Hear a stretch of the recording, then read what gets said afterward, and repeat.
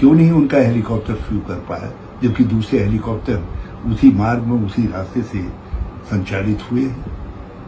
ये बड़ा सवाल है। कांग्रेस नेता राहुल गांधी के अल्मोड़ा और पौड़ी दौरे के खराब मौसम के कारण रद्द होने के बाद सियासत तेज हो गई है। कांग्रेस के वरिष्ठ नेता और उत्तराखंड के पूर्व मुख्यमंत्री हरीश रावत ने इस पूरे मामले पर सवाल उठाते हुए संबंधित एजेंसियों से जवाब मांगा है। हरीश रावत ने कहा कि राहुल गांधी का हेलीकॉप्टर अल्मोड़ा पहुंचने से पहले वापस पंतनगर लौट आया, जबकि इसी दौरान अन्य हेलीकॉप्टर सामान्य रूप से उड़ान भर रहे थे। उन्होंने सवाल उठाया कि जिस हवाई मार्ग पर सिंगल इंजन हेलीकॉप्टर संचालित हो रहे थे, वहां डबल इंजन हेलीकॉप्टर को उड़ान की अनुमति क्यों नहीं मिली। हरीश रावत ने कहा कि इस मामले में डीजीसीए, यूकाडा और संबंधित हेली कंपनी को स्थिति स्पष्ट करनी चाहिए। उनका कहना है कि देश के नेता प्रतिपक्ष का कार्यक्रम अंतिम समय में रद्द होना कई सवाल खड़े करता है और जनता को इसका स्पष्ट जवाब मिलना चाहिए। अचानक सूचना आई कि श्री राहुल गांधी जी का जो हेलीकॉप्टर है वो मौसम के कारण नहीं आ पाएगा और उनको वापस जाना पड़ा पंतनगर में, और पंतनगर से फिर उन्होंने कार्यकर्ताओं को, हम सबको एड्रेस किया मोबाइल पर। लेकिन बहुत सारे सवाल उठ गए हैं, और ये सवाल इसलिए ज़्यादा उठे हैं क्योंकि जो सर्विस हेलीकॉप्टर हैं राज्य सरकार द्वारा संचालित, उनकी एजेंसी यूकाडा और डीजीसीए के द्वारा मॉनिटर्ड, वो यथावत चले हैं।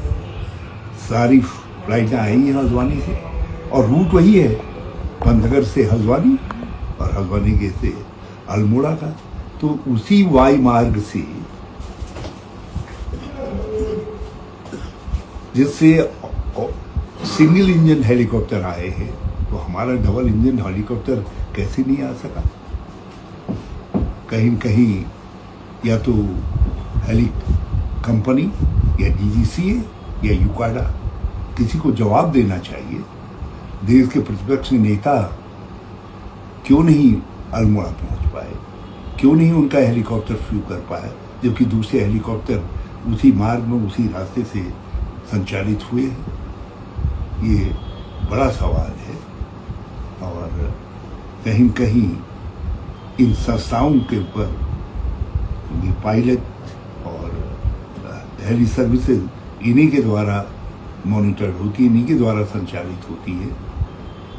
ये गंभीर प्रश्न आम लोगों के दिमाग में उठ रहा है, और मैं उसी को अभिव्यक्ति दे रहा हूँ, क्योंकि तब लोग, एक हजारों हजार महिला पुरुष जिस व्यक्ति को सुनने के लिए और देखने के लिए यहाँ उपस्थित थे, वो कहीं ऐसा तो नहीं है कि कुछ और कारक हों मौसम के अलावा। विश्व पर्यावरण दिवस के मौके पर जनपद पौड़ी में वन विभाग के तत्वाधान में विभिन्न जागरूकता और पौधारोपण कार्यक्रम आयोजित किए गए। इस दौरान जिलाधिकारी स्वाति एस भदौरिया ने पौड़ी के टेका मार्ग पर पौधारोपण कर पर्यावरण संरक्षण का संदेश दिया। जिलाधिकारी ने कहा कि पर्यावरण संरक्षण केवल सरकार की जिम्मेदारी नहीं, बल्कि प्रत्येक नागरिक का कर्तव्य है। आज जैसे वर्ल्ड एनवायरनमेंट डे है, और इसी के उपलक्ष्य में यहाँ टेका वन पंचायत में एक वृहद पौधारोपण का, साथ में स्वच्छता अभियान भी यहाँ पे कराया जा रहा है, जिसमें हमारे जितने अधिकारी हैं यहाँ पे, जनप्रतिनिधि हैं हमारे, और आम जनता है, फॉरेस्ट के सभी स्टाफ हैं, सभी लोगों ने मिलकर प्रतिभाग किया। और इसका पर्पस बस यही है कि हम लोग पेड़ों को बचाएं और पेड़ों को लगाएं, और लगाने के बाद उसकी सुरक्षा भी करें। और इससे हमें आगे बहुत सारी जगह पर भी ये कार्यक्रम हो रहे हैं, और ये आगे भी, जैसे हम लोग हरेला में भी करते हैं, और पूरे लंबे समय तक ये कार्यक्रम चलता रहता है, तो आगे भी ये चलता रहेगा। खराब मौसम के कारण लोकसभा में नेता प्रतिपक्ष राहुल गांधी का प्रस्तावित पौड़ी दौरा अंतिम समय में रद्द हो गया। राहुल गांधी के स्वागत और उनके संबोधन को सुनने के लिए कंडोलिया मैदान में हजारों की संख्या में कांग्रेस कार्यकर्ता, पूर्व सैनिक और स्थानीय लोग पहुंचे थे। हालांकि दौरा रद्द होने की खबर से समर्थकों में मायूसी जरूर देखने को मिली। कार्यक्रम स्थल पर मौजूद लोगों को राहुल गांधी ने फोन और वर्चुअल माध्यम से संबोधित किया। उन्होंने पौड़ी की जनता, कांग्रेस कार्यकर्ताओं और पूर्व सैनिकों का आभार व्यक्त करते हुए कहा कि वह जल्द ही उत्तराखंड का दौरा कर व्यक्तिगत रूप से लोगों से मुलाकात करेंगे। संवाद के दौरान राहुल गांधी ने पूर्व सैनिकों के मुद्दों पर भी अपनी बात रखी। उन्होंने कहा कि यदि जनता कांग्रेस पर भरोसा जताती है तो उनकी सरकार अग्निवीर योजना में जरूरी बदलाव करने और पूर्व सैनिकों के हितों की रक्षा के लिए ठोस कदम उठाएगी। देखिए, राहुल गांधी जी का मैसेज लेकर हम यहाँ पे आए थे। राहुल गांधी जी यहाँ नहीं पहुँच पाए, लेकिन उन्होंने फिर भी पुरजोर कोशिश करके एक वीडियो कॉन्फ्रेंसिंग के जरिए पूरी तरह से सबको एड्रेस किया है और उन्होंने उत्तराखंड के लोगों को ये वायदा किया है कि वो जल्दी उनके बीच में वापस आएंगे।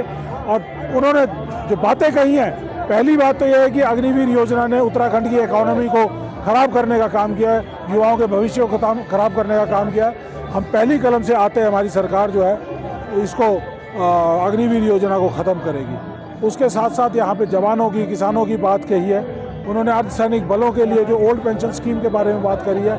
उन्होंने कहा कि जो CAPF के साथ जो ज्यादती कर रहे हैं ये IPS अधिकारियों को, उनको वो अपनी फौज को या अपनी पैरामिलिट्री की जो ऑर्गेनाइजेशन है उनको पूरी तरह से चलाने में सक्षम है, तो उसके बारे में उन्होंने जिक्र किया है। डिसेबिलिटी पेंशन का कि जो हमारे जो सैनिक जो डिसेबल हो जाते हैं, जिन विकलांग हो जाते हैं, उनकी पेंशन को मोदी सरकार ने जो इनकम टैक्स के दायरे में ले आए हैं। और ये सारा पैसा इकट्ठा करके ये अडानी और अंबानी को कहीं ना कहीं फ़ायदा पहुंचाने का काम कर रहे हैं। ये कतई कांग्रेस पार्टी को बर्दाश्त नहीं है, राहुल गांधी जी को बर्दाश्त नहीं है। वो हमारे साथ खड़ी है। वो सैनिकों के इलाज के लिए जो ECHS योजना मोदी सरकार बंद कर रही थी, उसको भी चलाने के लिए और उसके लिए दबाव डाला उन्होंने स्टैंडिंग कमेटी ऑन डिफेंस के अंदर। तो तमाम तरह के जो मुद्दे थे वो उनके बारे में राहुल गांधी जी ने बात किया और उन्होंने कहा कि उनको पूरी तरह से हम लागू करेंगे। हम उत्तराखंड के जवानों, किसानों, युवाओं, महिलाओं, सब वर्गों के लोगों के साथ हम कांग्रेस पार्टी खड़ी है। देखिए, मैं अपने तमाम भूतपूर्व सैनिक और अर्धसैनिक बल के सैनिकों को मैं धन्यवाद देता हूं और वीरानों को उनको धन्यवाद देता हूं कि जिन्होंने आज आकर के यहाँ पर इस सम्मेलन की शोभा बढ़ाई। अब पूरे कार्यकर्ताओं को धन्यवाद देता हूं जिन्होंने इस कार्यक्रम को सफल बनाने में अपना योगदान दिया। और विशेष रूप से राहुल जी का मैं धन्यवाद देना चाहता हूं जो उन्होंने अग्निवीर योजना को ख़त्म करने का संकल्प दोहराया, जो हमारे कांग्रेस का बिल्कुल आत्मीय संकल्प है। आज का सम्मेलन अग्निवीर योजना को ख़त्म करना, जो हमारे फौजियों की समस्याएं उनका समाधान करने का संकल्प था, उस समस्या को समाधान करने के लिए कांग्रेस जो है कृत संकल्प है, वचनबद्ध है। दौरा होगा और राहुल जी का प्रोग्राम फिर लगेगा, ऐसा कोई बात नहीं है।